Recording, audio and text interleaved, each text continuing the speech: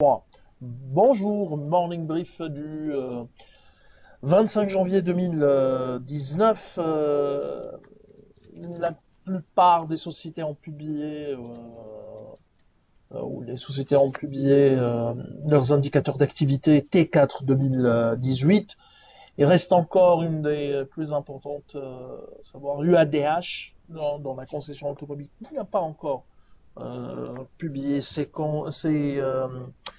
chiffres T4 2018.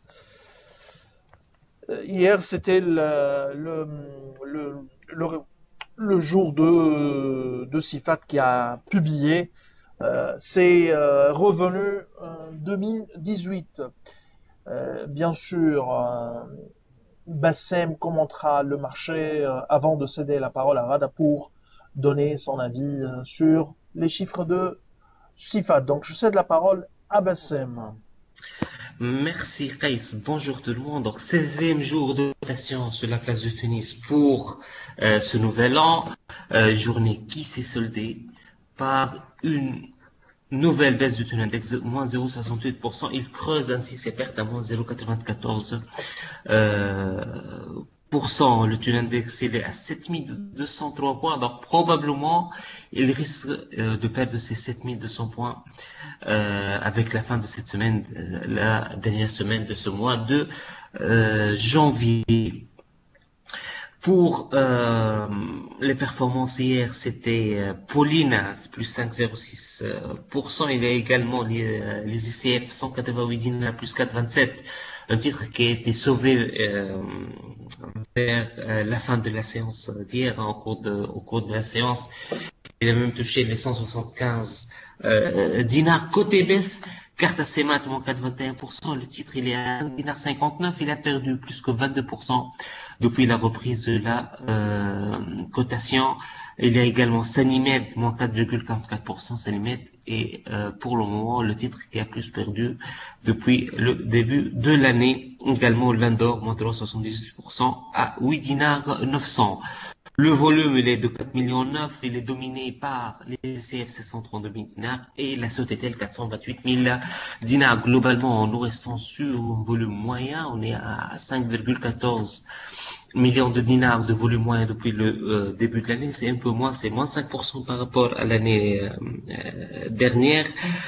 Ce qui est remarquable, c'est vraiment l'absence des étrangers côté achat. Ils représentent 1% du volume. Hein. Seulement, c'est moins de 1 million de dinars au total. Et côté vente, par contre, ils sont très présents avec 11% des ventes réalisées pour le moment et depuis le début de l'année. Hier, c'était encore une fois un mouvement vendeur, surtout sur SAH 10 000 titres et Eurocycle presque 5 000 titres. La parole est à Rada.